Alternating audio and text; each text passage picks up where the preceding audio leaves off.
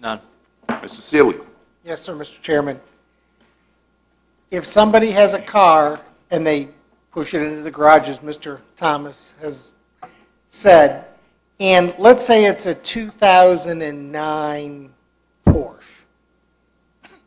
and it needs an engine, and it still has personal property value, and it's not being driven, are they still responsible for the personal property value for those 2 years even though they're not driving it? Yes, sir, they absolutely are. They are taxed a damaged assessment. They bring in evidence that the motor is blown and there is a damaged assessment. So they could owe personal property on the vehicle as well as the county sticker. Porsche, Corvette, same thing. Yes, sir. We can't really pick and choose. The only thing we can do is, if it is a damaged vehicle, we can reduce that assessment, but it's still taxable. So if on the other cases, if some parent takes the car away from a child, pulls the tags, and says they can't drive it for a year. I can't pick and choose. Okay, so it's still, I'm just making sure we Yes, sir. understand that there's still personal property Yes, sir. due. All right, thank you. Mr. Underwood. No questions, Mr. Chairman. Mr. Akers. No, sir. No questions. Mr. Taylor. No questions other than the fact that it's a state ordinance, so we don't really have a choice. Yes, sir. Well, we always have a choice. Well, we want to Well, the remain state on code this side of the supersedes state. the ordinance. But I have enforcement. I always have a choice. Yes, sir. Now, personally, my personal opinion is I don't like this at all. I think it's unfair, and as Mr. Seeley's example is a lot more expensive than my example. And I think it would cause conceivably an undue hardship. I'm already depressed because my car is messed up. Now I can't drive my car, and then I'm going to get a bill. I'm really going to be depressed. Well, the vehicles are being assessed. It's just the license fee that will be added to that. Okay. Well, So we're still currently collecting personal property on those kinds of vehicles today? Oh, sure. Okay, 'cause it looks like we weren't because they weren't being driven. No, sir. There's many cars that are receiving a tax bill that aren't on the road. Okay, yeah, but if they're parts, they're not really a car. Well, Parts is parts. parts is parts. However, I don't know if you have even a licensed vehicle may not be on the road. We have many circumstances now with our debt set-off program that we must be aware of also, Okay. where our locality stops someone from getting a registration. Yeah, that's kind of a different example, though. Well, it's a different example, but there's many reasons why it is not tagged. Okay. And I'm all for enforcement of operable vehicles without county stickers. I think we should enforce that aggressively. I'm a little leery about going into somebody's garage or their backyard and saying, ooh, I see a car, you got to pay for it now. I'm not going to do that. Okay. You know where I live, right? Just his house. Yeah, you know where I live, right? Yes, sir. Okay. He's got a big house, too. And a lot of parts. All right, I'm not going to vote for this whenever it comes back, but I guess we have no choices to put it.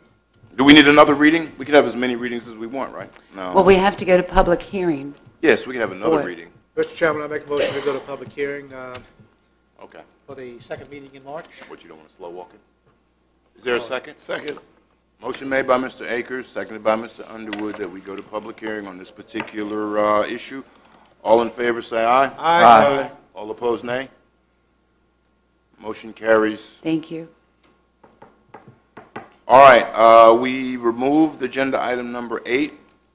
We've completed everything except the presentation of the county administrator's proposed budget for fiscal year 2013. Before he does that, let me make sure that, again, we're perfectly clear. This is the county administrator's proposed budget. This is not the county's budget. It is just what is being proposed by the county administrator. We will have months of budget work sessions to come up with the final budget. This is merely a starting point. Mr. Cullen, if you'd like.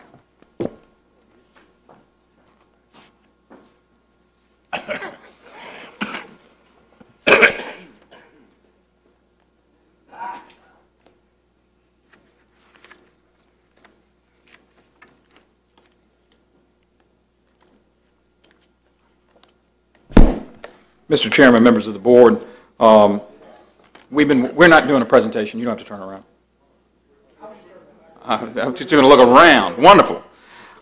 We will have a PowerPoint, but as we get closer to the actual finished document and as we work through some work sessions, staff started this process for putting this budget together in October. We sent out department requests and received those back and have been working diligently through the month of January and February to get to this point.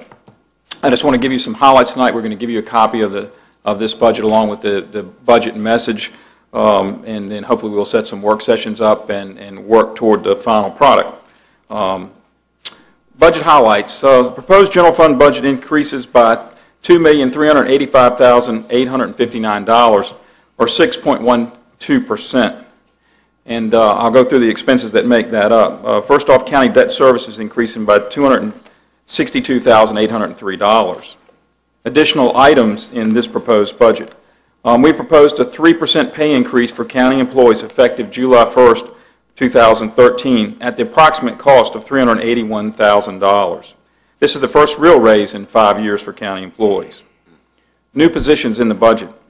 We have a mandated wastewater treatment plant operator, a half of which was funded in FY13. So it's a full position next year, which is really only a half increase in the budget. And that's mandated due to the size of the new wastewater plant when it comes online later this spring. We have a full-time lab technician for wastewater.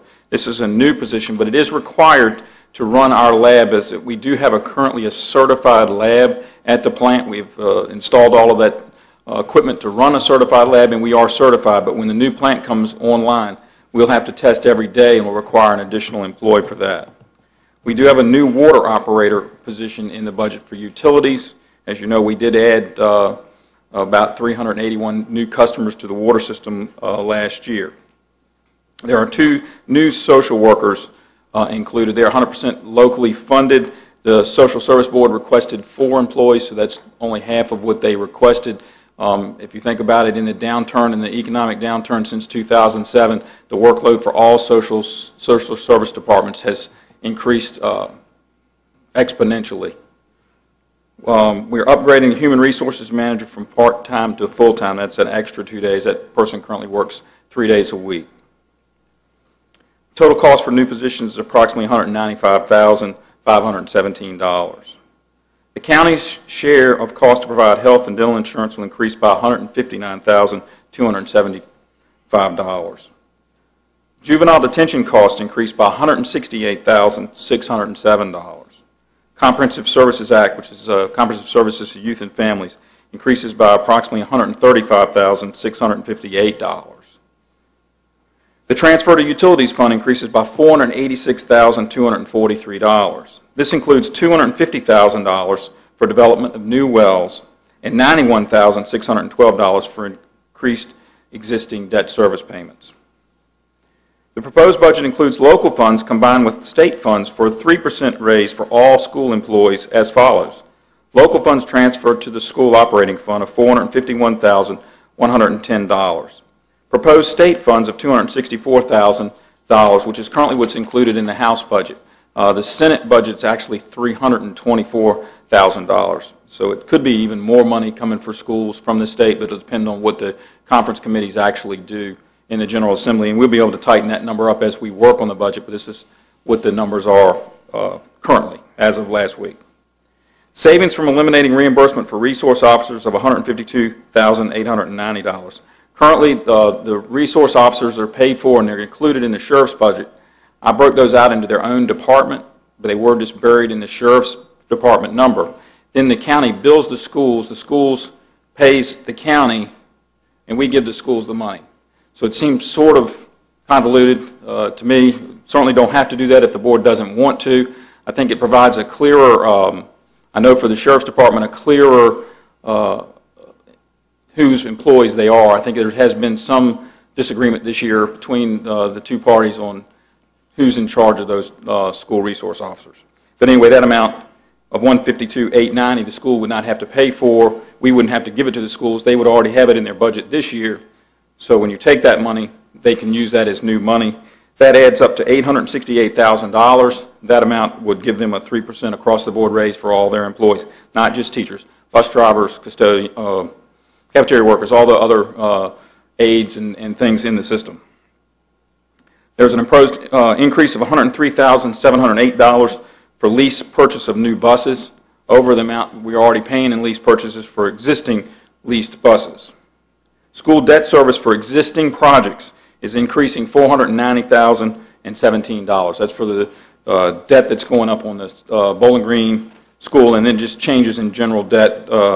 It's not any proposed new debt. That's all existing debt, just increasing. Proposed funding for capital projects is $1,371,491. This is a lease purchase for 10 replacement sheriff's vehicles. These all meet the replacement policy. The total amount is $242,020, which we will lease those, so that would just be the total, the lease payment obviously much less. Lease purchase of 3 fire and rescue response vehicles, $96,000. Lease purchase of 1 solid waste roll-off truck, $160,000. Lease purchase of 1 Parks and Rec van, $25,000. The county share of the VDOT revenue sharing project to improve Route 1 and Route 639 intersection. Total cost of that project, $783,471. And then replacement and upgrades to the HVAC controls for this building, Community Services Center, the whole building, $65,000. Revenues needed to balance the proposed budget. Real estate tax increase of 5 cents from 72 to 77 cents. This equals $941,349 for the FY14 fiscal year. It does provide $470,674 into the current year budget by the increase going into effect with the May tax bill. Excuse me, keep from coughing. Personal property increase due to the 25% loss in value from FY13, 80 cents to $4.30 per hundred assessed value of 100% trade value. This represents an $85,000 loss of revenue from FY13. Remaining at $350 revenue from personal property will fall by $1.4 million from the FY13 amount, which will take us back to levels of personal property of 2009. The proposed budget includes the use of $616,510 from the undesignated fund balance of approximately $7 million. I would like to personally thank Mrs. Hatcher, Director of Finance, and Mr. Parton, Assistant County Administrator, for their hard work preparing this budget. We met with all department heads, constitutional officers, and numerous others to review their budget requests. We trimmed about $6.5 million from those requests. Staff welcomes the opportunity to explore the proposed budget in much detail and work with the board at future work sessions as the board prepares the proposed FY14 budget for public hearing. Thank you, Mr. Cully. And again, on behalf of the board, we commend you for all the work. I take it Mrs. Hatcher's passing out budgets now.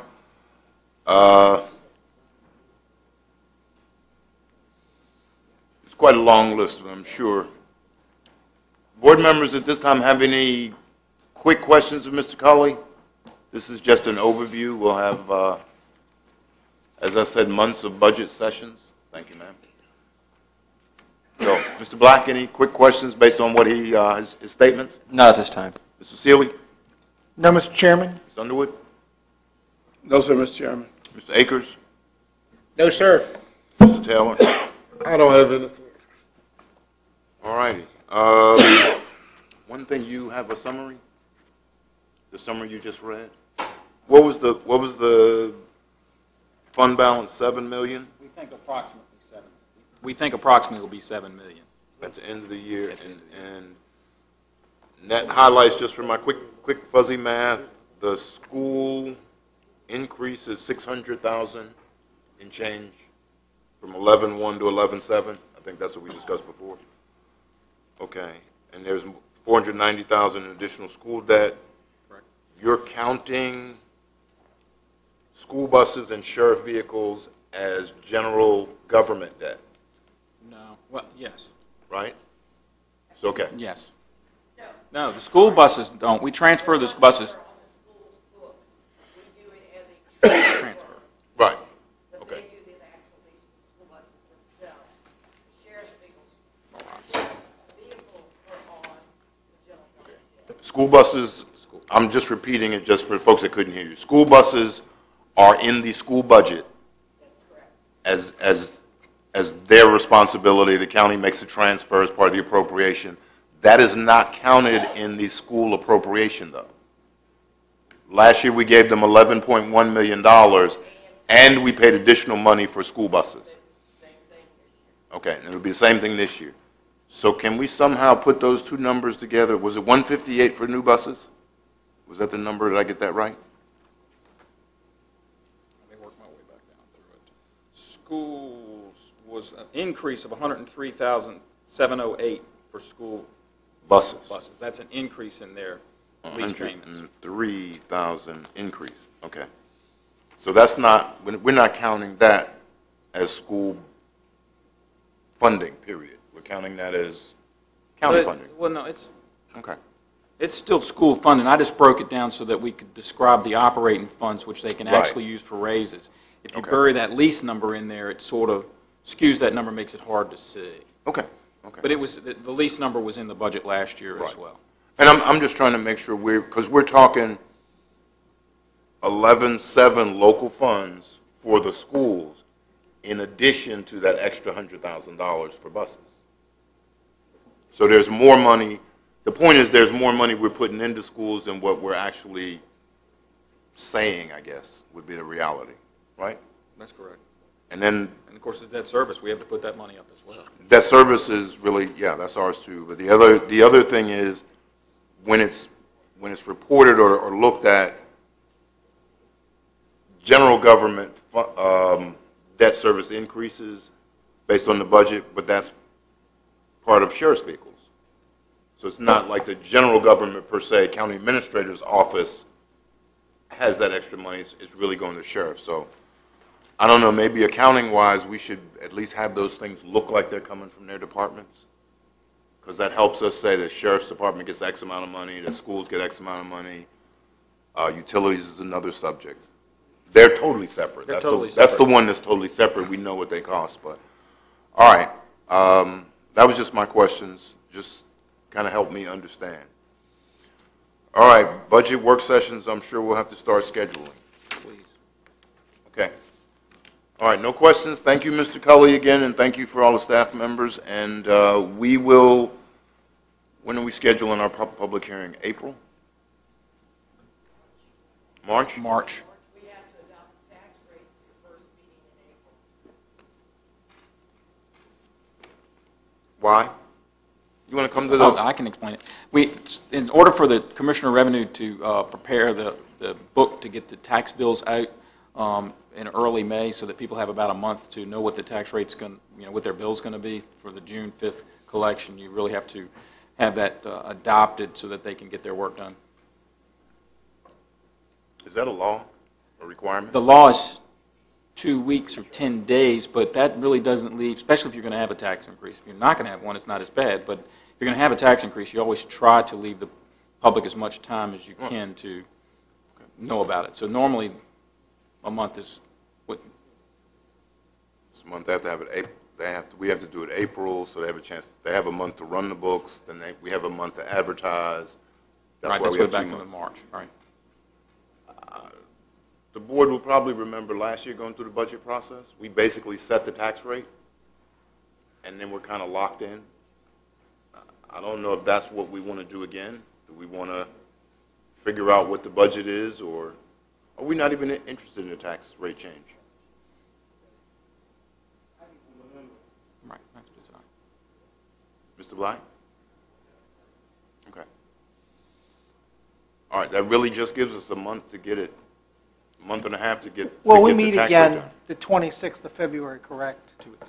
In Yeah, 2 but weeks. we're going to meet, the 26th was the meeting we had to talk about Right. budget things, basically, and they're we're going to get a meeting from the town of Port Royal.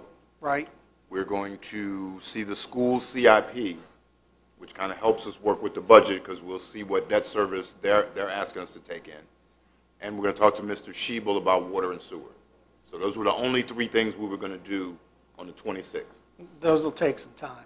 I figured an hour apiece for those would be good. If you want to add another hour to go over the first budget review, we can do that. I just think I need time to just sit and look at this because there's a lot of numbers that we're hearing for the first time. I just like to look at them and put them into context. Okay, and I'm just concerned about our process. Once we lock No, in the you're right. tax rate, We're done. we're done. It's either cut or don't do from there. Right. So I was just wondering if we wanted to look at it a little more complete and still give Mrs. Carter and Mrs. Kern time to get things out, which really gets us to the end of March. You have to, 7 days after you run your public hearing before you can adopt. So if you had a special meeting late in March, you got to wait 7 days, come back, adopt.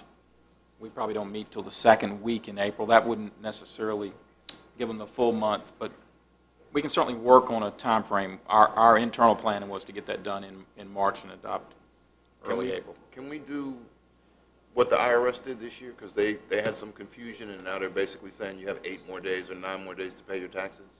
Can we do the same thing on the county level? Can we? I think it's June 5th.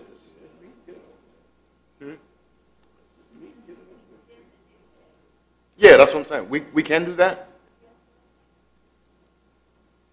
I just don't want to be under the gun of saying I got to make the tax rate X before I know everything. Better turn on your mic. You know, 'cause Mr. Chairman, I would suggest also that we schedule some work sessions as a complete board. I think that's where, I mean, I don't think we should do it in the next meeting just because of what we have facing us in the next meeting. I think that would add, if we're talking an hour each for the things that we get coming up, my suggestion is we schedule work sessions after the 26th dealing with strictly the budget. Okay. I mean, that's fine. I just want us to make sure we, we don't get locked into something that kind of limits our flexibility. Mr. Peterson is still here, and I remember in those days the big thing was to be prepared. So I always like to have a plan B. Plan B, plan A doesn't always seem to work out, so I want to make sure we got a plan B. But all right.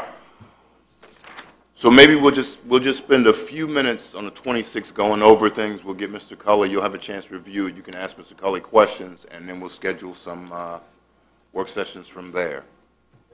I don't have my calendar with me or phone with me, so we'll set up the work sessions on 26th.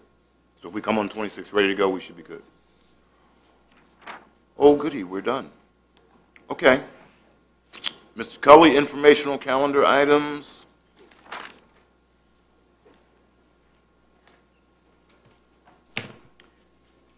The 18th of March, I just want to remind you about the tour of Port Royal Museum and the annual meeting with the Farm Bureau.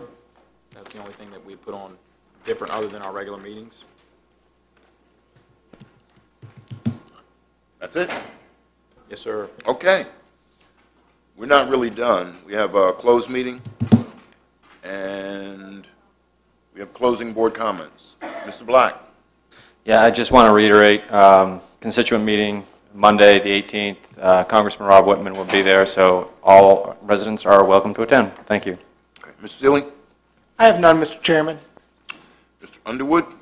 Mr. Chairman, I have one other comment, and I'm glad that Mr. Akers is here.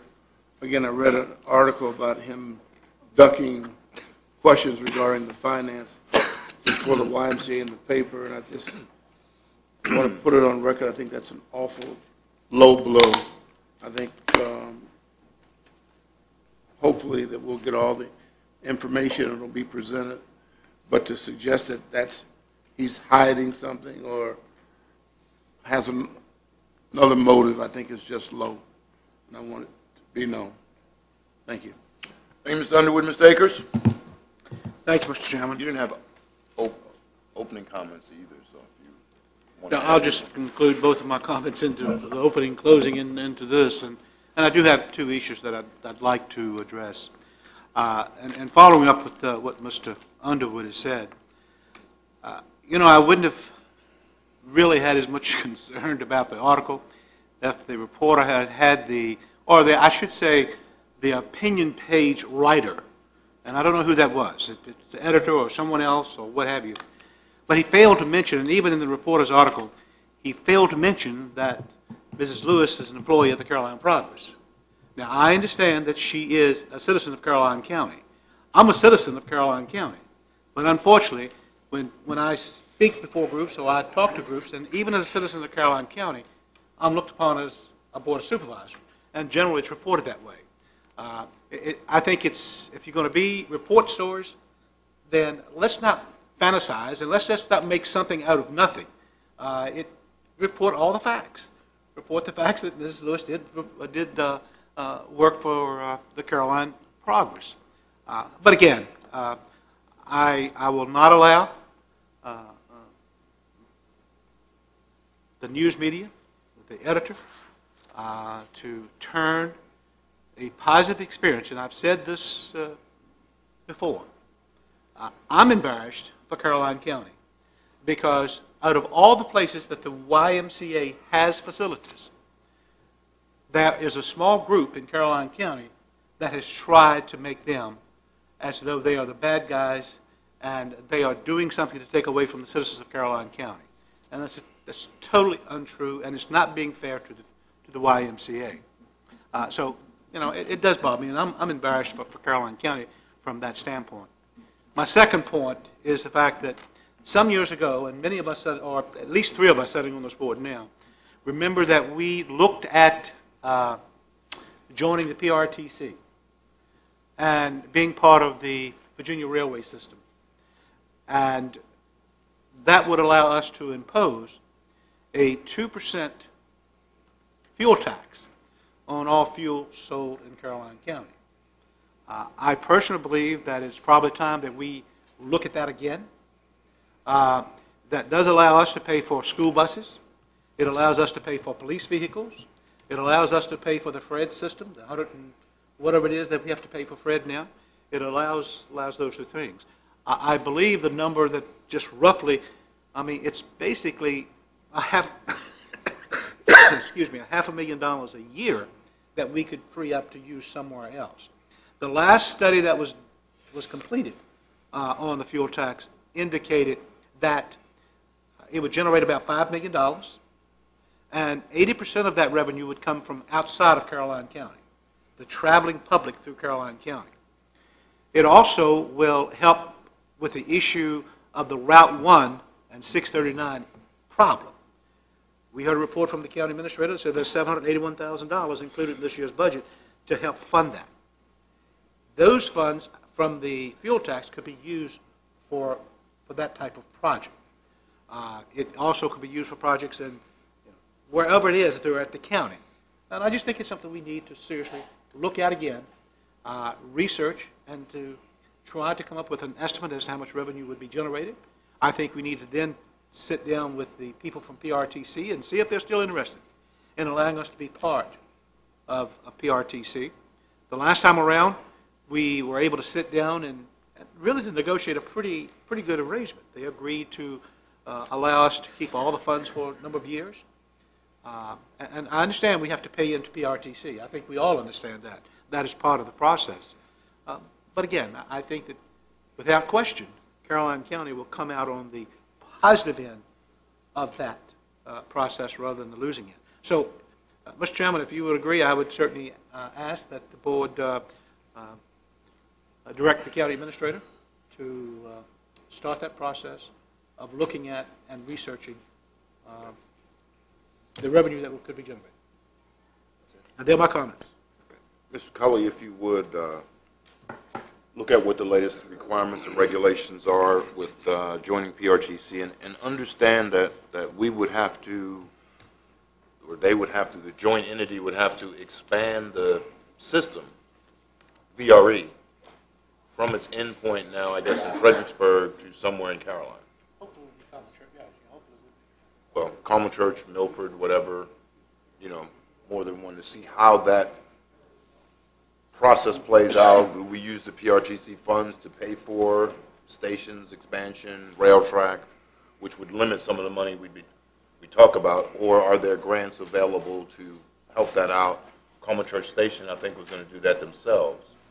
So we may not have to have a station there, but maybe, Mr. Seeley, we talked about before, maybe it's a chance for Milford to have their comeback, because the people down there talked about that. So, all right, we'll look at that and put that on our working session to go. Mr. Taylor? Yes, just a couple of comments.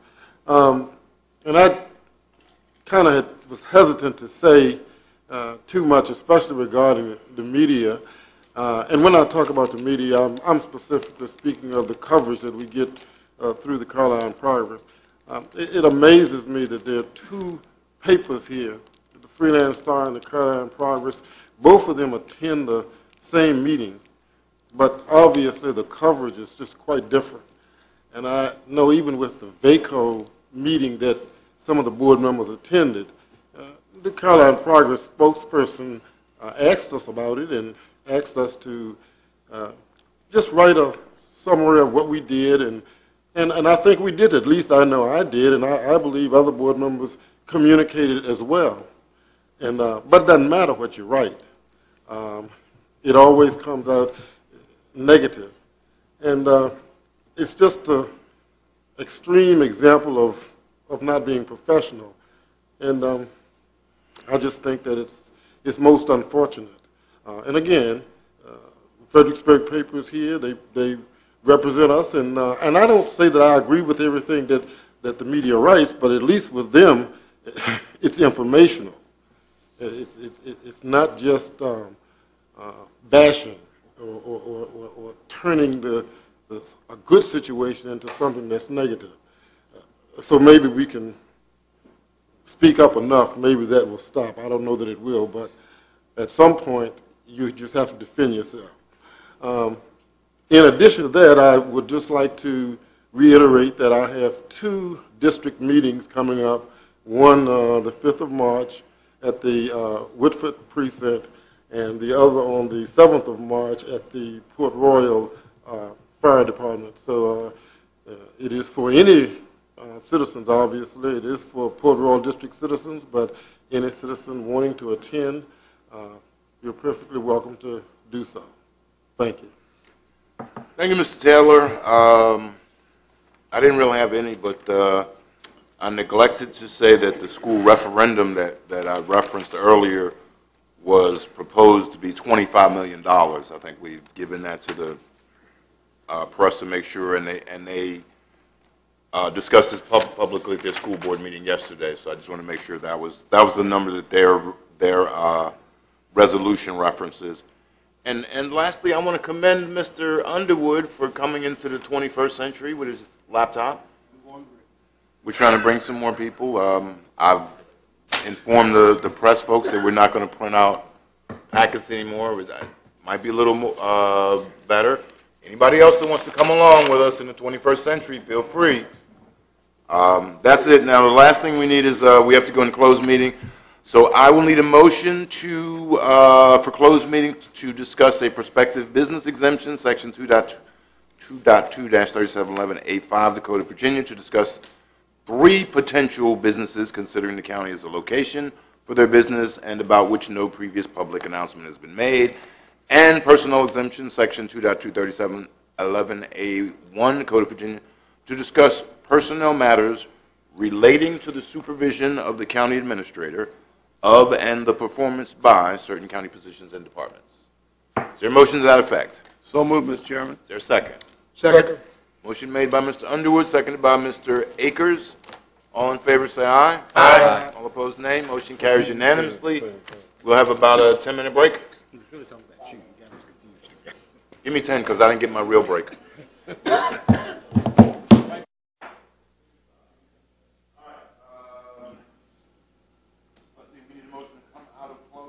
So moved.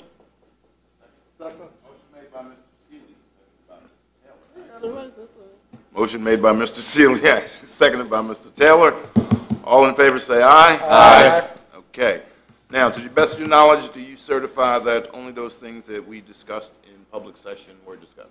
Mr. Black. I so certify. Mr. Seeley. I so certify. Mr. Underwood. Closed session, I so certify. Mr. Akers. I so certify. Mr. Taylor. And I too certify. There is no action out of closed meeting. Motion to adjourn would be in order. So moved. All in favor say aye. Aye. And we're adjourned.